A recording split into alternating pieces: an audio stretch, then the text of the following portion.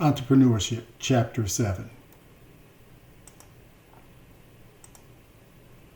Methods to identify and target customers. So in this chapter, we're going to be focusing on the customer markets. Methods to identify and target customers, understanding customers, essential, customer, and consumer, not the same. Oftentimes we use those words in check, but they're not. You got to understand, for entrepreneurs, some of the things entrepreneurs will be doing to test the market and what some things that big business will be doing are different. They're kind of working in the opposite. Understanding the customer essentials. You got to understand what it is that customers need. What do they find essential? And understand that a customer and consumer are not the same. For instance, a customer is someone who may purchase something. A consumer is somebody who uses it. That may not be the same person. So understanding those things are very crucial. So we look at customer pays for the product. Consumers use it. Plain and simple. That's not the big. Customers pay for the product. Consumers use it. Now, a customer could be a consumer, or a customer could not be a consumer. For instance, if a customer is buying something for someone else, i.e., a child or their spouse.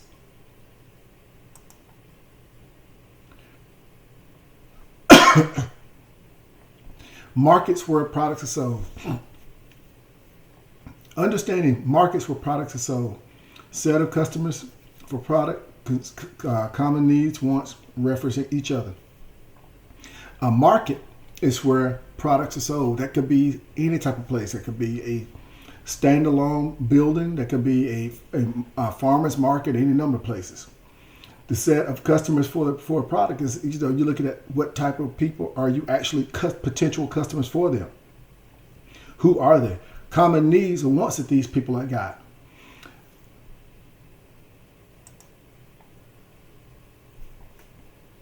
Sellers compete with supply. So when you have people out here, you have a market. You have multiple people that may be competing.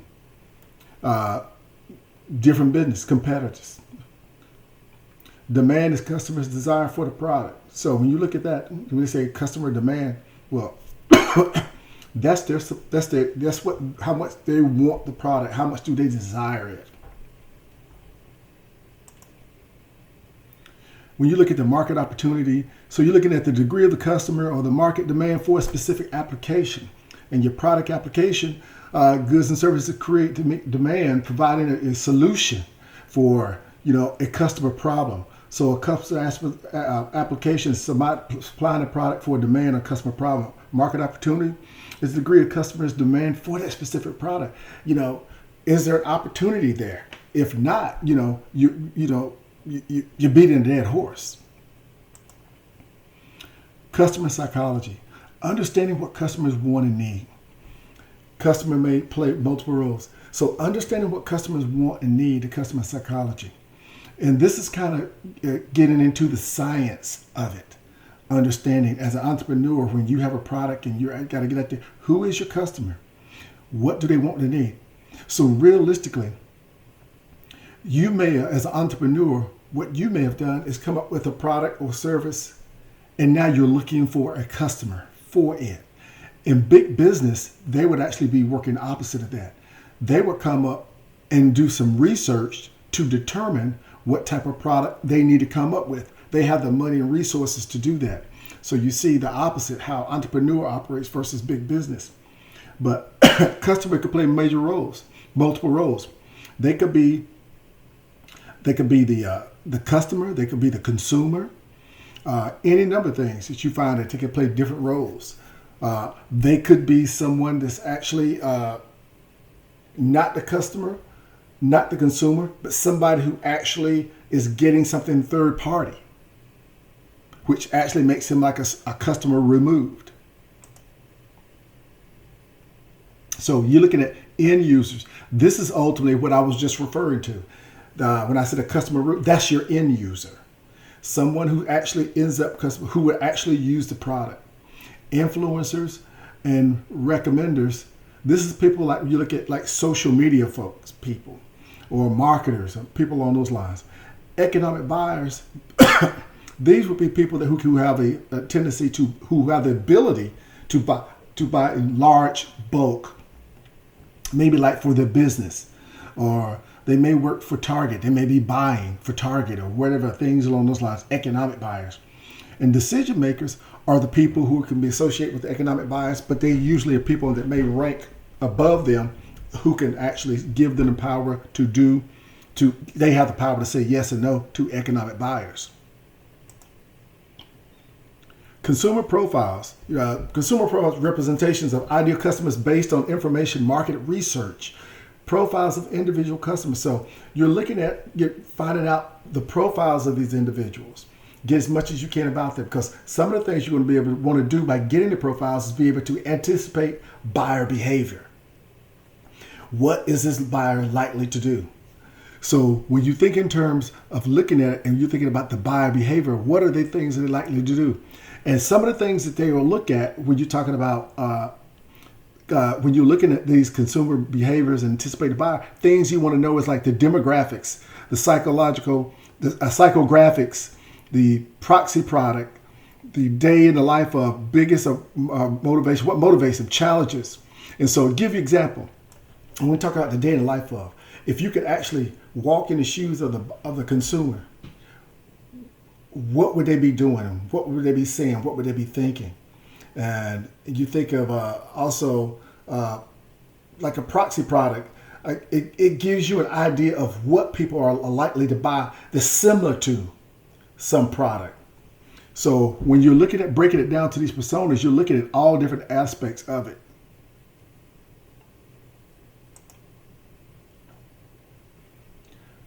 So when you're looking at platforms connecting services with customers, so this is something when you think in terms like Amazon, a platform that connects services with customers.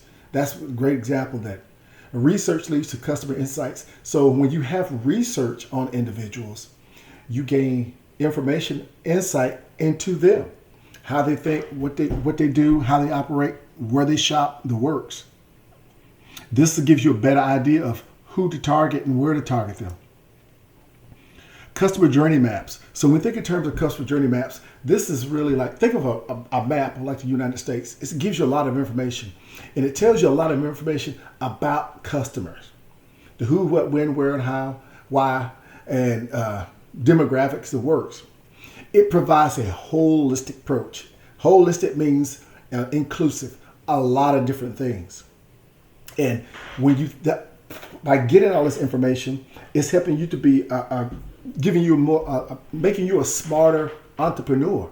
Helps you become someone who's likely say, I've got a better chance of selling this stuff to somebody, providing this stuff to somebody, because I understand I have a holistic perspective of them.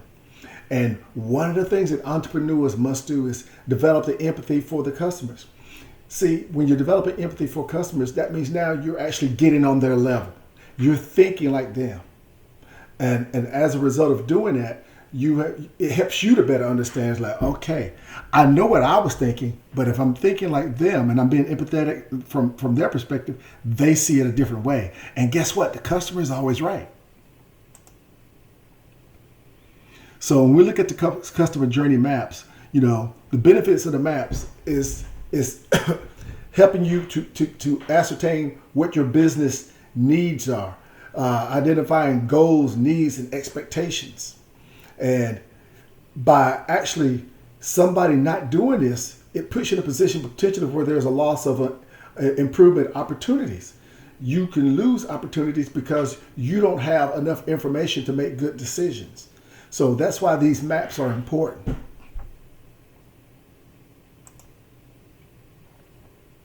So elements of a customer journey map. Discovery of customer needs. So this is identify what is it that they need. I know sometimes as an entrepreneur, we may think we may know, but you have to discover what is it that they need.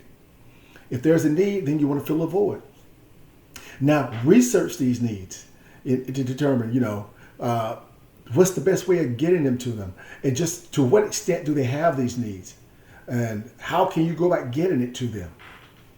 And decision to buy. This is ultimately where you want to get them to be, is make a decision to buy by understanding their needs and researching it and getting a better idea of what, how to get them or what they want, to what degree are they willing to get, how much are they willing to spend. You help them make a decision to buy or not. Delivery of the product.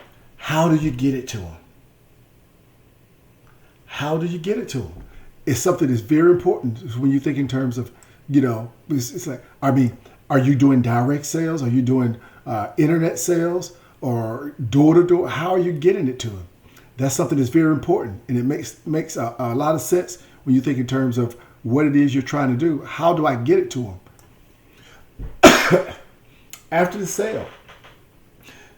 sale, you want to have information from them about what do they like, what their likes and dislikes and things, so that you can have the next sale. Factors to keep in mind is anything that you can find out through the demographics or through talking with the customer or through surveys or whatever else, is to keep in mind that, this information helps me to provide my product and be better at what I do, better to meet their needs. Remember, this is all customer based, customer centered. Confirming your findings. Data is useful. Website analytics, social media tools, direct customer contact. Data is very useful. When you get the data, now understand this, it's very useful, but that's your start. When you get the data, that's going to put you somewhere on point. Like, for instance, it may break down someone's ethnicity, race, gender, sex, things along those lines. That's going to be your data, but you're going to need more. So that's a good place to start. Confirming that gets you started in the right direction. For instance, you don't want to be targeting selling your product or your service to the wrong group of people. Obviously, that's not going to be profitable before you could put you out of business. Website analytics. People understanding the website analytics, algorithms in there, and looking at it and saying, the information that you could ascertain from that. If you have a website, look at it and see, who's buying what, when are they buying it, how often are they buying it, what time of day are they buying it, is there a particular week of the year that's good for you. Utilizing social media tools. You look at the traction that you're getting, the feedback that you're getting, the comments that's being left. And one of the best ways to find out about your consumers is direct customer contact. Talking to them directly. Let them tell you what they think. Not what you guess, but what they think.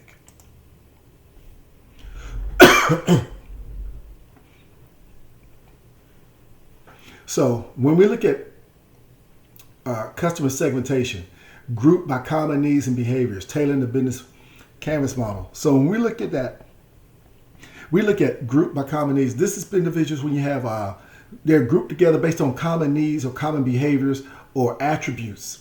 So this is where you have this group of people, you group them together and say they have a tendency to operate a certain way. And once you understand that, then you can go, we talked about the business model canvas in a couple of chapters before. You can go back and tailor that business model canvas to that group.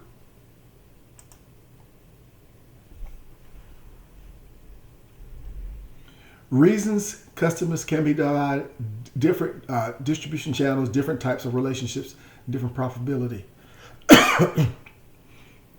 So reasons customers can be divided is any number of things based on the data, all types of demographics, things of that effect. So reason they can be divided is a lot of different reasons, but understanding the reasons why they can be divided is what you want to do as an entrepreneur. So one of the things you maybe find out is different distribution channels. You may have products that's going to different segments of folks, but you may need to use different segments, different distribution channels. For instance, people who may be 30 and under may be inclined to do more purchases of your stuff through internet. People 50 and 60 over may be inclined to do more purchases from your location. That's a different distribution channel. Different types of relationships that you have with people. Some of the type of relationships you have with people, it can be where you're dealing with them directly, dealing with them through social media, and say, for instance, dealing with them through internet and things along the line. Those are the ones you have least contact with. The ones you may be dealing with personally, and who may be coming to your store, you have more contact with them. That's a different type of relationship. And listen, none of them are bad or none of them good, better than the other. They're just different because you're servicing or you're catering to different groups of people. For instance, males may be inclined to do something that females may not do, or vice versa. And you have different profitability. Your different profitability is going to end up being, if you're having multiple products and you're providing, you have different profitability with certain folks. And I'll give you an example. You may find it one segment, and if you get large enough, you may find it, you're selling in different parts of the state. Well, what you sell in one part of the state and you charge a certain amount for, in another part of the state, you may charge something different. Why? Because the socioeconomic background may be different, meaning what people can pay in a metropolitan area and willing to pay, they may not be willing to pay in a rural area because it's just not something. So you have different profitability, but either way, you're still profiting. Customer segmentation. Who are they? Where are they? How do they behave? What are their needs? So understanding the segmentation. Who are these people? Who are these customers? Where are they? Like the example I just gave, if you're providing stuff to metropolitan area and also in the rural area, where are they? How do they behave? Meaning what's like their shopping patterns? When it comes to buying, is a certain group of people willing to buy some of your products at a certain time of the month, a certain time of the year? How do they behave? And realistically, it's not saying who's right or wrong. It's to understand how they behave so you can cater to that. What are their needs? Understanding their needs at the end of the day.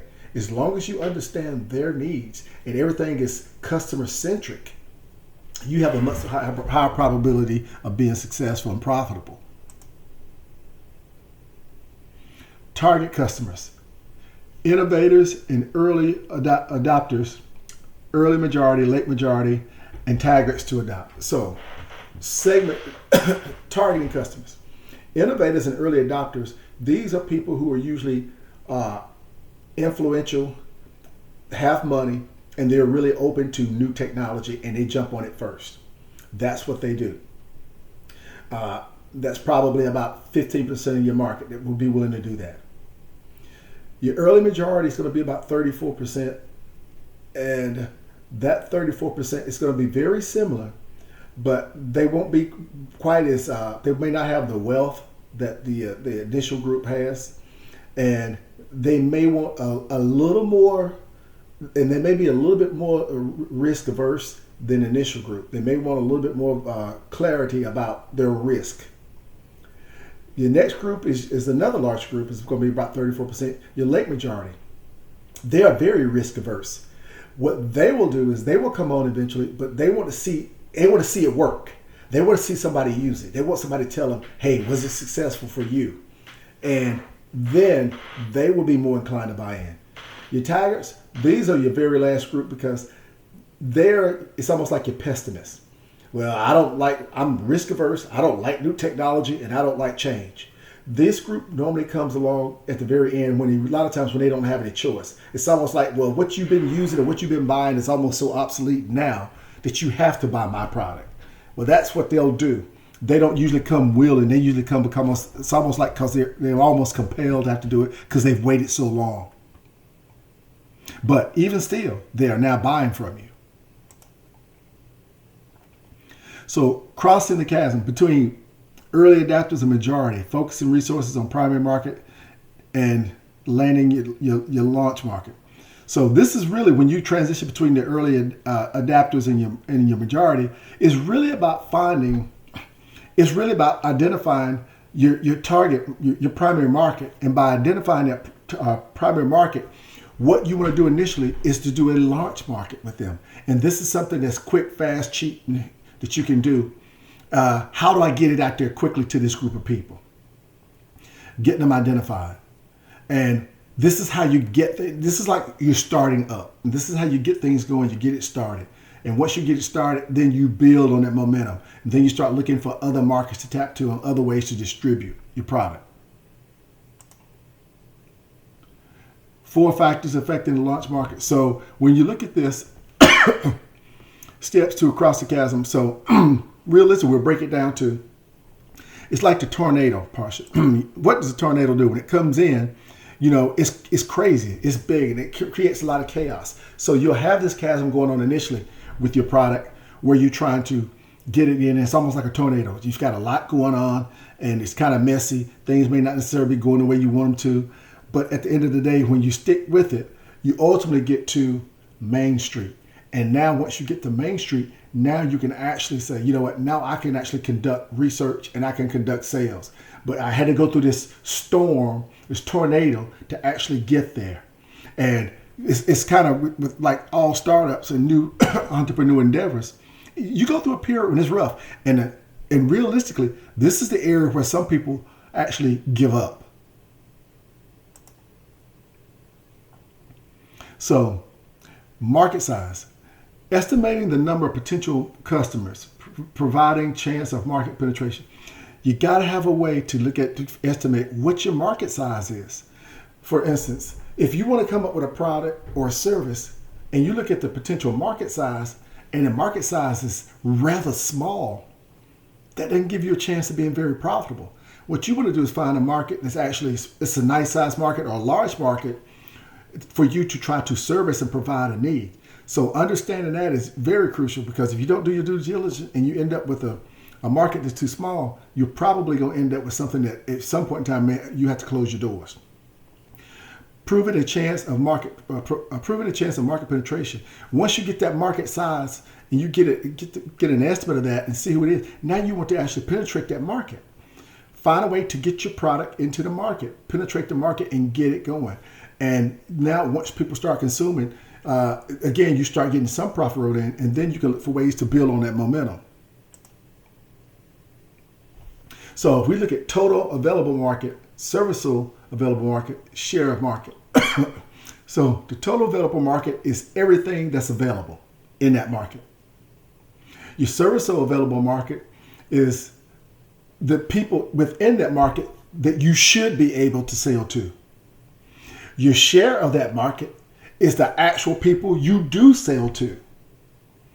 Again, this will be the ones where you actually establish your launch market, where you actually say, okay, this is the ones I'm actually going to target. So when you look at calculating your market size, you have to define your segment.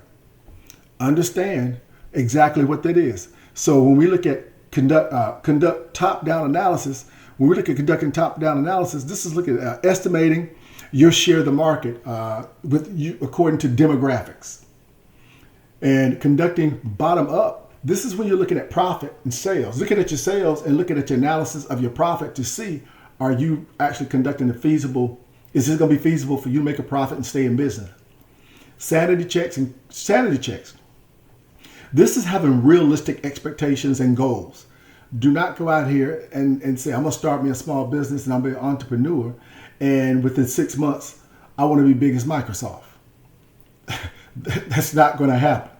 But in order to make sure, do sanity checks to make sure that, and a lot of times I say, those are sanity checks that you do with some people like your accountant or people who you may be working with, your stakeholders or investors, to make sure that you're trying to obtain realistic goals and results. And you got to check that competition. Find out what the competition is doing. If that competition, look, you can come up with something that's great, but if your competition comes up with something better, well, guess what? You may be a former business. You may not be an entrepreneur any longer. That concludes chapter 7.